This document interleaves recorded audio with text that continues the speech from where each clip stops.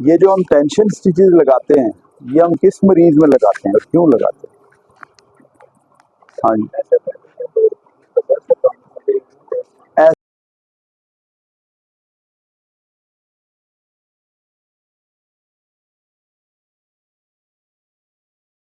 क्यों लगाते हैं?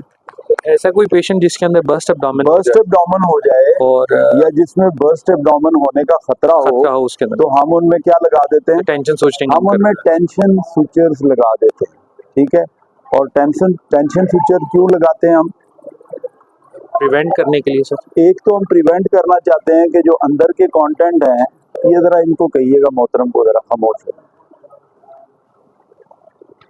जरा खामोश हो।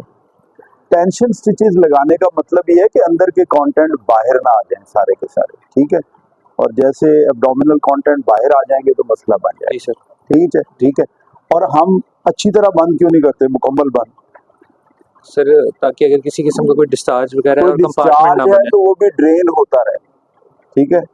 इफ देयर इज, तो अगर कोई डिस्चार्ज है तो वो निकलता रहे, जी सर। लेकिन एब्डोमिनल कंटेंट बाहर ना ना आए। और उसका फायदा क्या होता है? सर कंपार्टमेंट नहीं बनता। उसका फायदा ये होता है, number one, there is no compartment. Compartment क्या होता है? सर जो एब्डोमिनल प्रेशर है हाँ वो हाँ, एक हद से ज्यादा नहीं होना चाहिए, वरना जो एब्डोमिनल प्रेशर आप बंद तो कर लेते हैं, लेकिन अगर एब्डोमिनल प्रेशर एक हद से ज्यादा हो जाए तो इसको हम कहते हैं कंपार्टमेंट एब्डोमिनल सिंड्रोम। सिंड्रोम बन जाएगा। कंपार्टमेंट सिंड्रोम क्या क्या गड़बड़ करेगा? सर इस्कीमिया कराएगा गट का, नंबर सबसे पहले वन, ब्लड सप्लाई। इस्कीमिया हो जाएगा, जितने भी अंदर कंटेंट है उनका इस्कीमिया हो जाएगा, नंबर जी वन। सर। और और किस सिस्टम पे इफेक्ट करेगा? सर ये और सर्कुलेशन के ऊपर, सर्कुलेशन के ऊपर नंबर वन इफेक्ट करेगा। नंबर दो, सर रेस्पिरेशन के ऊपर, रेस्पिरेटरी सिस्टम। रेस्पिरेशन पे बड़ा इंपॉर्टेंट इफेक्ट है, क्योंकि जब प्रेशर पड़ता है तो बंदा प्रॉपरली ब्रीथ नहीं कर सकता। और जब स्प्लिंटिंग कहते हैं ना इसको, कि आप जी सर। प्रॉपरली ब्रीथ ना कर लें तो क्या मसला बन जाता है? क्या मसला होगा? इलेक्शन के चांसेस है सर। है निमोनिया। निमोनिया के चांसेस। निमोनिया के चांसेस है, प्रॉपरली आप एक्सहेल नहीं करते तो निमोनिया होने के चांसेस बढ़ जी जाते सर। हैं, ठीक है। और कौन से सिस्टम पे इफेक्ट करता है कंपार्टमेंट सिंड्रोम? रीनल सिस्टम पे बड़ा इफेक्ट करता है, रीनल फ्लो कम हो जाता है और यूरिन आउटपुट भी कम हो जाएगा ऐसे पेशेंट ठीक का, है सर। ठीक है। और क्या नुकसान होगा कंपार्टमेंट सिंड्रोम का? नहीं सर ये वो तो सर्कुलेटरी में वो सर तो increase मैंने सर्कुलेटरी में तो आ गया ना। क्या चीज कम हो जाएगी? प्री लोड कम हो जाएगा, ठीक है। यानी जी सर। वीनस रिटर्न कम होगा और ultimately that will lead to decrease in the preload. So that's why हम टेंशन स्विचर्स लगा देते हैं। और टेंशन स्विचर लगाने का फायदा क्या है? इनका सिर्फ चेहरा दिखाना, ये फायदा है। ये जो हमारा मरीज है ना, ये टेंशन स्विचर लगाने का ये फायदा है। He has got a lot of pus, now there is no drainage of the pus. ये हमारे मुनव्वर साहब ने बड़ी मेहनत की है, हमारे ड्रेसर ने, बाकी लोगों ने भी मेहनत की है। और सबसे इम्पोर्टेंट ये कि ये जो अटेंडेंट है इन्होंने भी बड़ी मेहनत की है मरीज के साथ, और हम पोस्चरल ड्रेनेज करते रहे हैं। और अब ये जो हमारा मरीज है ये पहले से बहुत बेहतर है अल्हम्दुलिल्लाह। थोड़ा सा मसला ये है कि इसको फीवर हो रहा है। और फीवर क्यों हो रहा है? सर कोई इंट्राएब्डोमिनल कलेक्शन, कोई ना कोई कलेक्शन है, और उसके लिए क्या करें? सर अल्ट्रासाउंड करवाएंगे। Ultrasound number one. उसमें अगर देखेंगे अगर है तो फिर उसको अगर अल्ट्रासाउंड में नजर नहीं आई तो फिर क्या करें?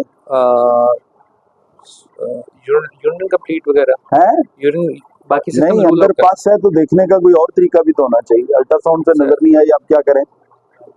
सीटी। सीटी स्कैन करवा लें। और सीटी स्कैन से भी नजर ना आई तो फिर क्या करें? कमाल हो गई है, एमआरआई। चलो एमआरआई से भी नजर नहीं आई, अब क्या करें? लेप्रोस्कोपी।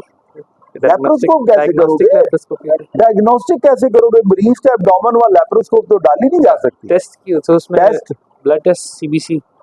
सीबीसी से पता चला टीएलसी ज्यादा है, तो TLC पस काउंट कहाँ है पता नहीं चल रहा ना, पस कहाँ है? कोई और तरीका देखने का। अशरफ बताएगा, अशरफ बड़ा टैलेंटेड आदमी है और इसकी डिमांड भी बहुत है। अच्छा, मजे की बात है कि बैरून मुल्क से बड़ी डिमांड है कि जनाब अशरफ साहब नजर नहीं आ रहे। हाँ जी, वो फेस वॉश का तज़किरा करते हैं, वो क्या मसला है आपका? हाँ जी, जी बताइए।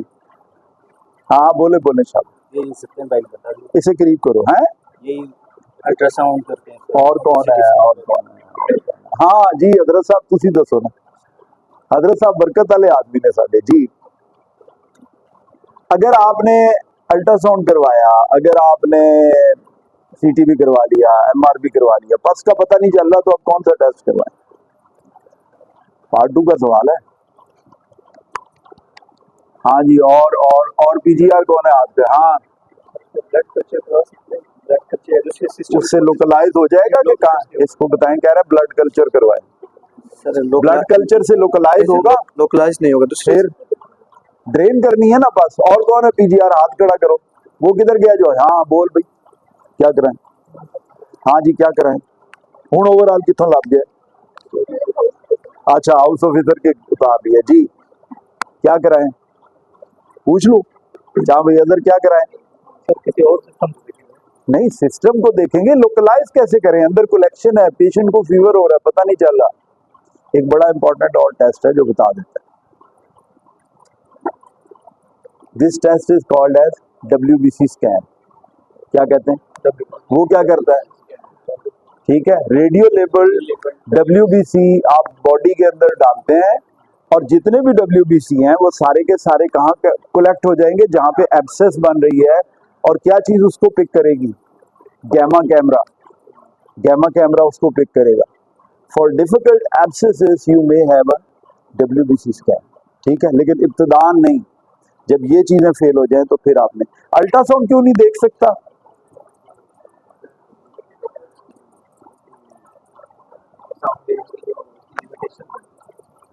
साउंड वेव की लिमिटेशन, उसका दुश्मन क्या है अल्ट्रासाउंड?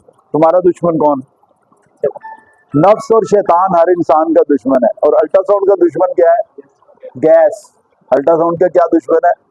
गैस। और सीटी स्कैन का क्या दुश्मन? वो तो एमआर का है। सीटी स्कैन का ये कि अगर एब्सेस का साइज छोटा है